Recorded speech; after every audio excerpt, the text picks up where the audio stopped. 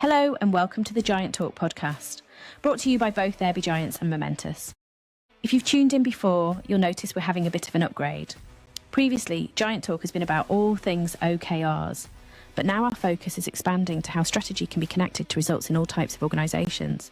Our back catalogue is still available, so if you want to check that out for more detailed OKR episodes, then you'll find what you need there. In the meantime, Roger and James are delighted that you're here, and if you want to contact us, you can drop us a note at growth@therebegiants.com. Enjoy. Hey there, folks. I know it's been a while. It's Roger, host of Giant Talk, and it's been about sort of middle of 25, I think, when the last episode was published. Very sorry for not keeping things current. We're back again now, though. There's been a lot going on over the past 9 to 12 months, but back and also using the return as an opportunity to kind of evolve things a little bit. So you may think of it as a rebirth or a repurposing. We still have our focus. The headline focus is OKRs and things connected to OKRs. However, that's a very broad spectrum. Gone are the days where you need to learn about how to write them. Just go back into our back catalogue if you're starting fresh with OKRs and you want to learn all that basic stuff. This is now more about where do they fit within the wider organizational context and how they can help and, support some of the challenges which organizations are facing day in, day out. And the way that we're wanting to kind of refocus it is, I'm very pleased, as you can see, if you're watching us, because we're now doing this as a visual podcast, not just an audio one.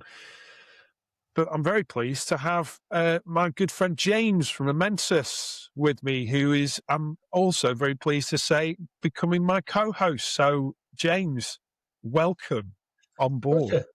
Thank you. Yes, this is. I've been very excited about this, about coming on board, having known you now for 6 years. 6 years, yeah. Been from first working with you on an exciting project with a company implementing OKRs. That was my first formal step into the world of OKRs. I realised I actually knew about the ethos of them as a coach. Yeah. But not to the extent that I learned from working with There Be Giants and yourself and the team. Yeah. 6 years, they've whizzed by. They have flown by, and you kind of become, poacher term, gamekeeper, because you kind of switched to the other side now, because you were client back then, weren't you? Yeah. Yeah. And the reason why I'm being really keen to have you on board is because you do genuinely bring a different perspective to this whole conversation. I obviously come at it from the point of view of all the work we've done with OKRs over the past 10 or 11 years now. But, by way of introducing yourself, why don't you kind of share with our listeners and viewers a bit about your focus and what you want to bring to the conversation?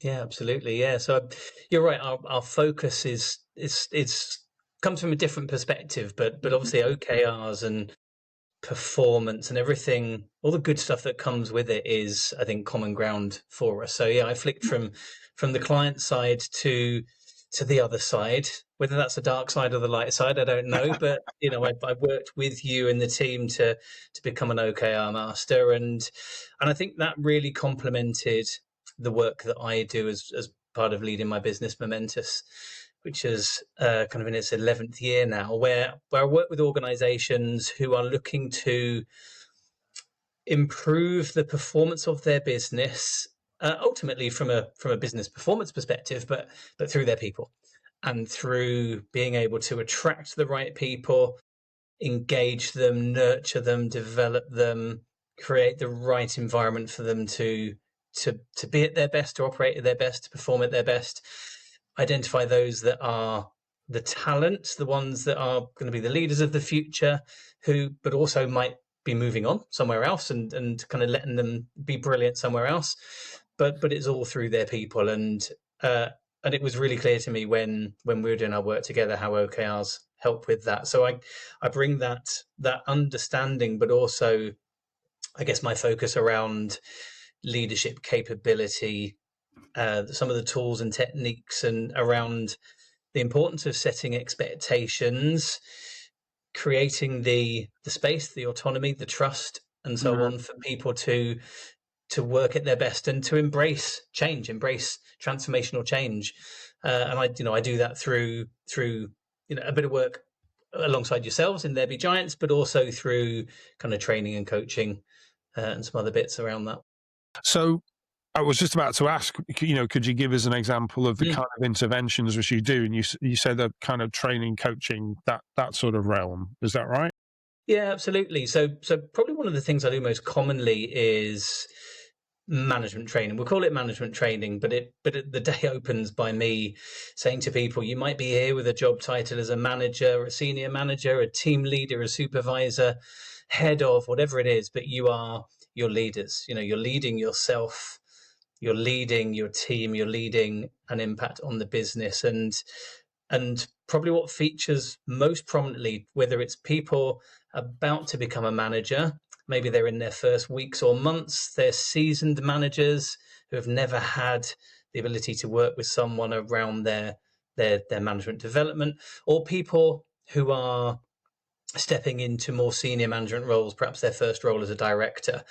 What is most prominent across any of those interventions, that training, that work together, is the ability to set motivating expectations for people.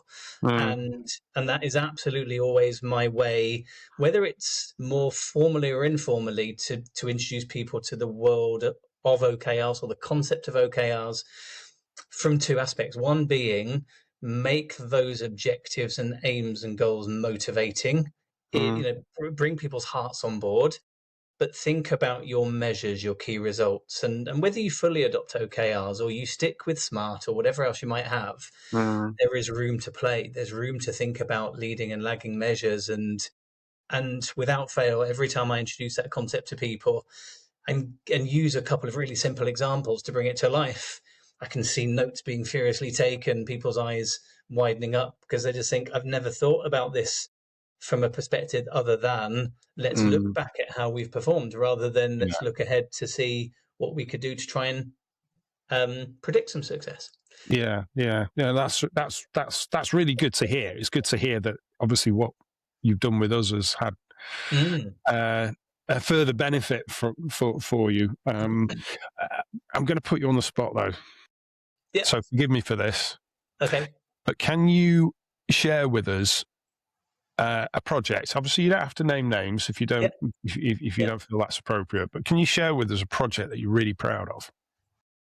As an OKR related one? No, not necessarily. Not necessarily. No, but just to give the listeners and viewers a sense as to the stuff that really fires you up.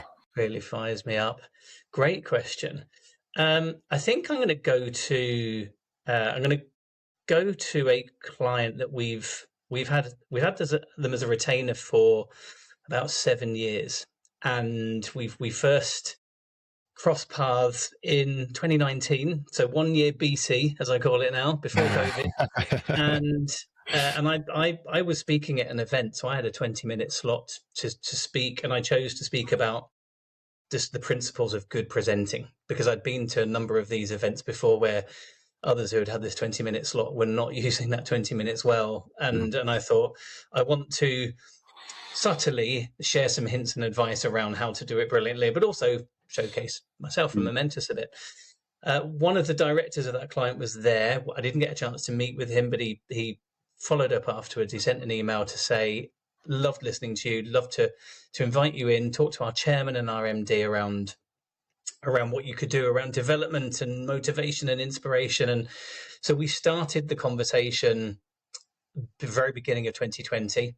They're a big national kind of office cleaning company. And I remember driving into their office in Warrington, kind of up here in the Northwest where I live, ready to have a meeting to scope out what a 1 year retainer could look like together, looking at some training courses for everyone, managers and non-managers, some coaching, etc.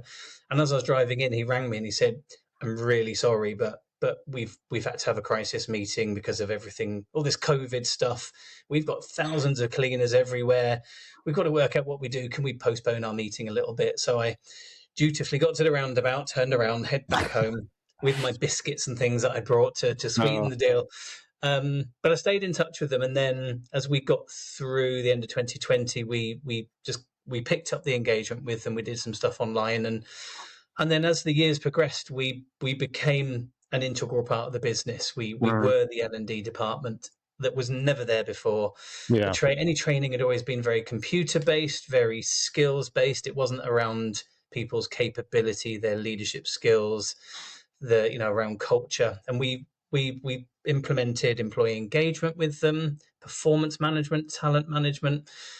We ran their yearly events, just bringing some real high level fun and engagement to the team, to the whole company.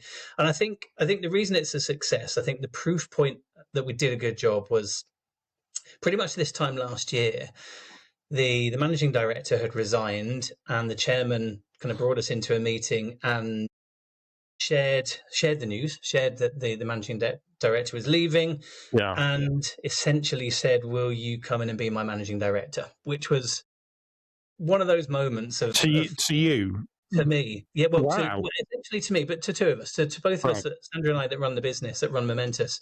He kind of was throwing it to us, but we sensed he was, maybe his eyes were more aligned and making eye contact with me. But essentially, as flattering as it was, we went away and talked about it and realized it wasn't what Momentus was about, running a national cleaning business. It was about working with businesses like that. So what we agreed to do was to co-run the business for at least 6 months in the absence of the managing director, so that we both stepped up onto the board, split the responsibilities, and led the organisation as best we could, with the chairman doing the best he could to step back. And then as he went through an acquisition, he sold the company to a much bigger organisation at the end of last year, the end of 2025. Then I slowly stepped back, and Sandra carried on kind of running the business as it went through its integration. It's kind of splitting the organisation into its different parts and absorbing it into the wider business. And I just think that whole process, that the fact that he looked to us and said, "Will you run my business?" was testament to 6 years of being part of the business. That's quite something, because I don't think it's unreasonable to say that quite often you don't hear of L&D, which is usually buried somewhere deep within HR anyway. L&D being particularly highly regarded. The degree of status it normally has in an organisation is not that great. And I think it must be testament to the impact that they observed and the value that you can bring, that he turned around and asked you to run the damn business. Yeah. I think it helped. Our approach is very much to be part of the business when we work with companies, not to just take stuff off the shelf and say, "Here you go, kind of go through these courses," but to make sure they're relevant, they're tailored, they're the right courses at the right time, or it's the right interventions, because it might not be training, it might be coaching, it might be workshops, it might be something different. But to also work with senior leaders to make sure that what we're doing is going to stick and that it's endorsed. We've worked with organizations of all sizes, or certainly during my career when I've been in a company and they say, we're investing in you and we want you to have these opportunities, but then nothing follows up afterwards. There isn't that senior management buy-in, the stuff that OKRs are all about, getting that senior management buy-in from the start. If that's not there, then training can become a pain. It can become I've got a half day away from doing my job, as opposed to, this is about my job. This is about my exactly. career. It's almost like seen as an afternoon off, almost. Yeah. Or an afternoon of pain. Exactly. Well, you're going to bring some fantastic perspectives, I'm sure, to our conversations that we have upcoming. The first being with someone that we both know, our friend Ian Turner, which I'm very much looking forward to, and I know you are too. Yeah. But yeah, I thought it was a really good way to kind of evolve things, because up till now with the podcast, it's been typically more recently as host, and I know we've had a few other hosts, a few other people that have been in the business over the years, but they've generally been one-to-one conversations. And whilst those are fine, I want it to be a little bit more. I want an extra perspective, which obviously, as you've just explained, you're bringing. And I want to bring in a bit of, provocative, playful challenge along the way, and because I think that just is a better experience, and it just it introduces a little bit more constructive friction to the conversation, you might say. Praise. So, I like that. Yeah, and I think that's important because there's I guess there's two sides to it. I know, which is going to be important with the podcast, is bringing in people, as you mentioned, our good friend Ian, who comes from a perspective of being a leader in organizations, having driven change. So he's got that lived experience of what his approach, what went well, maybe what didn't go so well, what he would do next time, and so on. And we can, as you say, really understand that and dig beneath it, and really get the learnings that are as rich as possible, but also bringing in experts, bringing in people who are the consultants, the advisors, the trusted advisors who like us help organizations, but they bring their unique angle, something that again further complements what we bring. I think that's an important aspect as well for these podcasts. Yeah, absolutely. I completely agree. So tell me, and we talked around Momentus. Tell me a bit about There Be Giants. I know we've kept in touch over the years. The podcast is evolving. I first met you and the team and There Be Giants when it was around getting those OKRs in and managing them and monitoring them. And I feel like There Be Giants there's a bigger side to it now. I feel I think over the past 10 years since I pivoted the business into focusing on OKRs, I think both our practice and also the market in general has matured a lot. Back then, they were, the new shiny thing. They were the subject of the New York Times number one bestseller. Measure what matters. And literally, we were getting calls from people saying, "My CEO's handed me this book, and I've got to make it happen." And whilst that was a fantastic time to be kind of getting into this, because I didn't realize when I set the business up, when I pivoted the business, because it had been going for 6 years as a performance coaching consultancy up to that point. I didn't realize, but we became the first consultancy in the UK and one of the earliest in Europe to be offering specific OKR consultancy. So, and that was purely, I have to say, that was by good luck than planning on my part. I was working with clients, particularly tech founders here in Manchester, who were receiving investment and suddenly having to scale really fast, and then wondering why the wheels were falling off the business. And it needed something beyond business coaching. It's funny because when people come up to me and ask, "What do you do?" I say, "Well, do you know what a business coach does?" Well, we go beyond the business coaching, because we're not about developing the strategy. We're not about coming up with the plan itself. We're about execution of that and helping to forge alignment, break through silos, which can start to emerge in businesses from as little as 20 to 25 people. You don't have to be a huge corporate to have silos. And as soon as you've got silos, that slows down. It slows everything down and it increases the cost. because things start to take longer. You end up with duplication, you end up with misunderstanding, and so on. So I think what's happened over the past 10 years is, as I said, the market's evolved.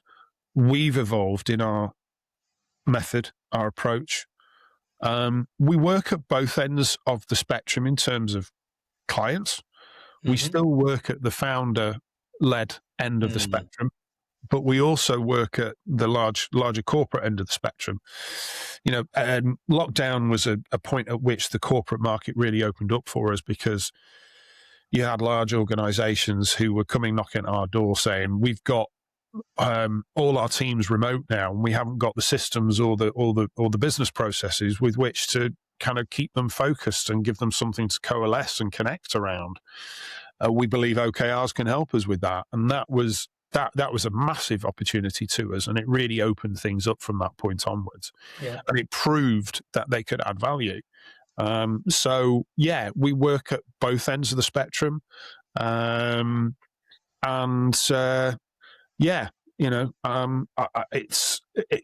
whilst corporates and founder-led businesses are very different in nature, they both need the same thing in terms of, or they both have the same ambitions. They come to us with very similar challenges. Things are slowing down.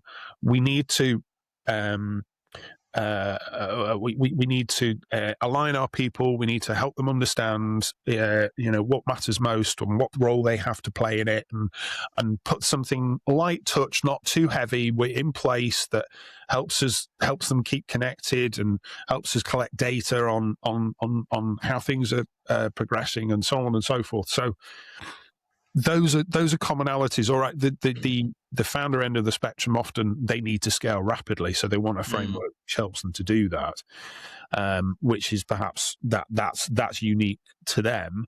There's the corporates, the scaling challenge isn't quite the same level. They've already scaled, and it's not their top priority. Theirs is more about what the signal that they see that tells them they need to come to us is often disconnect. Perhaps they've got some engagement data which is telling them that people don't understand the strategy, don't understand the part they have to play in achieving that, and they really need to get on top of that, or that they can see that there is a lot of opportunities for collaboration which are just getting missed, and so consequently there's unproductive conflict in the organization. Yeah. So those are the reasons why they tend to be coming to us for that. Yeah. That's interesting, isn't it? The nuance is how you go about it, how you go about helping them on that journey. When you've got an organization, a big corporate organization with potentially, hundreds and hundreds, if not thousands of employees, strong, plentiful leadership teams, I'd like to say strong in number, versus founder-led businesses where there's a handful of people running the business, and as you say, that growth has been rapid, and actually any time taken away from running the business, keeping the lights on, winning more customers, serving those customers is hard for them in comparison. Yeah, it is absolutely, and it's no secret that when you can really coalesce around the real vital few priorities, and that to be honest is often the biggest challenge for leaders at either end of the spectrum to decide on, no, actually we can't have 20 priorities, we've got to have 3 for the next 12 months ahead, and getting them to kind of whittle that down is in many respects a huge effort, but it delivers so much value, because the positives that come from that is that it makes it so much easier for the broader organization to then go, aha, I get it now, right, and I can see what I'm doing or what I can do could help that, and therefore that then helps me make a decision on a week by week, day by day, perhaps even an hour by hour basis on where I focus my time, because I understand what the priorities are. Yeah. You know, and this is where, you know, we often talk about founders perhaps finding themselves still stuck in the middle of it all. You know, scaling, like I said earlier, you know, the wheels coming off. It's scaling, they're getting more people, but they're still having to keep their arms around it all because maybe they haven't quite got the head around sort of loosening the reins by that point. So there's a bit of an emotional journey perhaps for them to go on.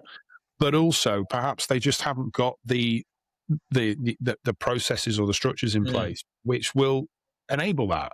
Give them the safety and give them the confidence perhaps to do it.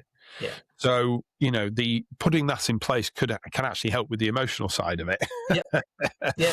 And I think that's going to be interesting through the podcast, exploring with people who have been in that position. You know, what was going on? What were you seeing? What did you tried? What did you attempt? How did it go? What did you learn? What if you could do it again? What were the blockers? I think that very real conversation is important. Yeah, and we're hoping to get a few of those people on who can really share that insight, and we can dig into it along the way. So yeah, you're absolutely right. So I think all in all, I think bringing this together, I think we've got some good stuff we could create here. I just wanted to kind of kick this off as a bit of a sort of get to know the host sort of introductory episode. And perhaps I think we probably we can wrap it up there now. And you know, for listeners that and viewers, keep remembering people can watch us now, who want to keep in touch, you know, there'll be plenty of places for them to subscribe. We'll be posting through the usual podcast channels, and also through the YouTube channel for There Be Giants and the YouTube channel for Momentus as well. Keep in tune, and watch out for our first episode, which will be dropping very shortly.